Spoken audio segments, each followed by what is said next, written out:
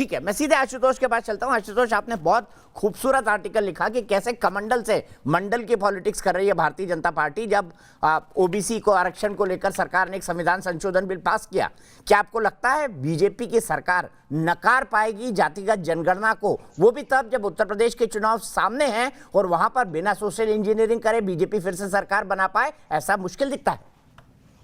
देखिए दीपक जी, पहली बात तो हम सिर्फ बीजेपी को टारगेट करो, बीजेपी से ये सवाल क्यों पूछे? देश के प्रधानमंत्री नरेंद्र मोदी सवाल ये क्यों पूछे कि भाई आप जाति को नकार करके राजनीति कर सकते हैं? इस देश के अंदर ऐसी कौन सी पॉलिटिकल पार्टी है जो जाति को सच्चाई मानकर राजनीति नहीं करती है?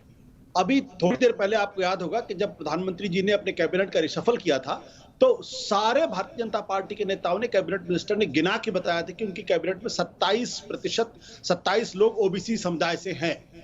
तो जब आप कैबिनेट में मिनिस्टर कितने हैं, उनकी संख्या आप बताते हैं ओबीसी के आधार पे, तो इस आबादी में कितने प्रतिशत ओबीसी के लोग हैं, हर जाति के कितने लोग हैं, ये बताने में शर्म क्यों होनी चाहिए? मुझे तो ये बात समझ में नहीं आती, पहली बात।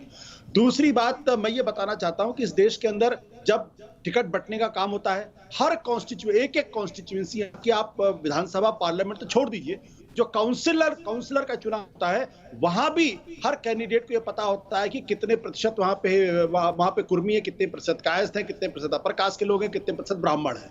सबको पता होता, अच्छी तरीके से पता होता है जो चुनाव लड़ता है। तो फिर हम ये तुरमुल की तरीके से अपना सिर बालू में क्यों कहते हैं कि हम जो है जाति करेंगे तो जाति बढ़ती है। हकीकत यह है कि हिंदुस्तान और खास तौर पे जो हिंदू समाज है, इसकी परिकल्पना ही नहीं की जा सकती जाति के बगैर।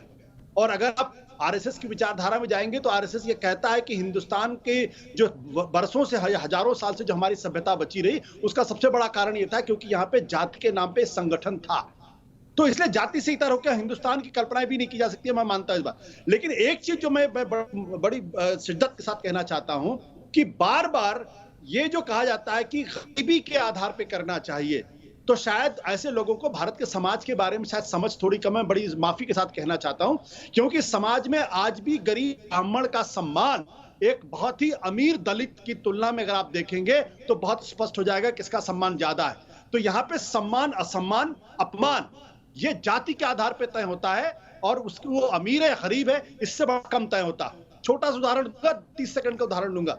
जब बाबा साहब अंबेडकर न्यूयॉर्क से पढ़ के गए थे और पढ़ने के बाद बड़ौदा के राजा के यहाँ जब उनको डिफेंस सेक्रेटरी बनाया गया था, तो उनके जो कनिष्ठ अधिकारी थे, जो चपरासी थे, जो दरवाजा बंद करते थे, वो चाबी लाके हाथ से ऊपर ऐसे उनके हाथ में डालते थे, कहीं बाबा साहब से वो टच ना कर जाए, क्योंकि वो ब्राह्मण थे।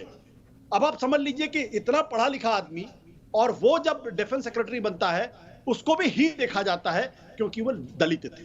तो ये जो नैरेटिव बनाने की कोशिश की जाती है कि गरीबी सबके साथ है, मानता हूं मैं, हर आदमी में गरीबी हो सकती है, लेकिन अपमान जो होता है वो जाति के आधार पर होता है, और जितनी नीची की जाति होती है उतना ही उसका अपमान होता है, चाहे भले ही वो कितना ही अमीर क्यों ना हो।